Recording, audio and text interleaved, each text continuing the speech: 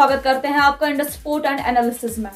आज इस बुलेटिन में हम बात करेंगे इंडिया के प्रधानमंत्री नरेंद्र मोदी अभी एक बहुत ही हाई प्रोफाइल और काफी टाइमली विजिट यात्रा से लौटे हैं अपने फ्रेंडली नेबरहुड कंट्री भूटान से।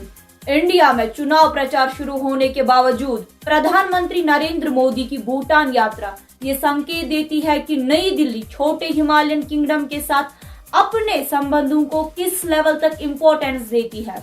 क्या ये दौरा संबंधों को मजबूत कराने की तत्काल आवश्यकता है? चलिए जानने की कोशिश करते हैं। मोदी की भूटान दौरे से भूटान को इकोनॉमिक और पॉलिटिकल एकता का संदेश मिलता है। बात करेंगे पहले फैक्टर की, जो है इकोनॉमिक असिस्टेंस। भूटान को पैसों की कमी है और यहाँ पर युवा बेरोजगार है, विकास भी नहीं हो रहा है। मोदी जी का भूटान दौरा इंडिया की भूटान के विकास में मदद करने की कमिटमेंट को दिखाता है। इंडिया ने अगले 5 वर्षों में 10,000 करोड़ रुपए के डेवलपमेंट एड का वादा किया है। इसमें हवाई अड्डे, सड़क और रेल जोड़ने जैसे प्रोजेक्ट्स के लिए पैसा है। साथ ही भूटान के स्पेशल इकोनॉमिक जोन्स में भी निवेश करने की सोची गई है। 7 MOUs पर भी एग्रीमेंट हुआ है, जिसमें पेट्रोलियम, ट्रेड और एग्रीकल्चर भी शामिल है। दूसरा फैक्टर आता है स्ट्रेटेजिक सपोर्ट। भूटान चाइना के साथ बॉर्डर शेयर करता है और यहाँ टेरिटरी डिस्प्यूट्स को फेस कर रहा है। चाइना के एग्रेसिव दावों से भूटान की ऑटोनॉमी को खतरा है।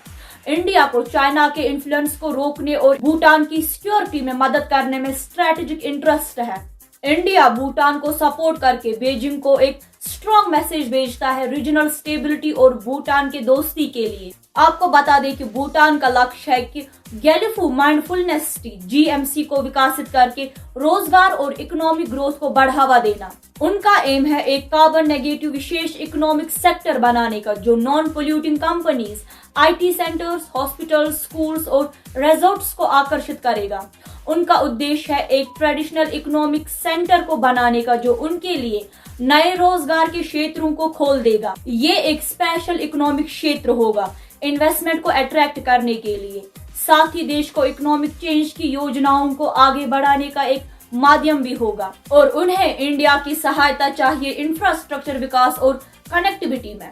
इंडिया ने भूटान का बड़ा सहायक बनकर कई हाइड्रो पावर यूनिट्स की फंडिंग की है और उनमें से कई यूनिट्स ने साफ बिजली को इंडिया में बेच दिया है।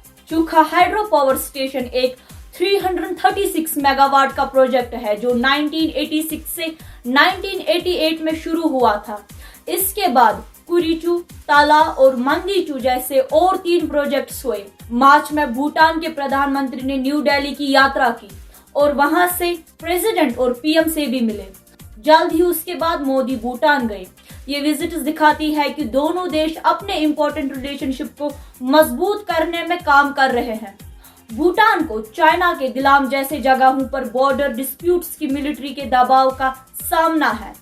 मोदी जी का भूटान दौरा इंडिया की भूटान की आर्थिक और सैनिक मदद को दिखाता है, जो चाइना को उनके दोस्ती और स्ट्रेटेजिक पार्टनरशिप के बारे में एक ताकतवर संदेश भेजता है।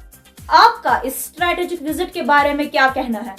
हमारे साथ अपने विचार कमेंट सेक्शन में शेयर करिएगा। मिलते हैं अगली खबर में, तब तक के लिए अपना ख्याल रखिएगा। धन्यवाद।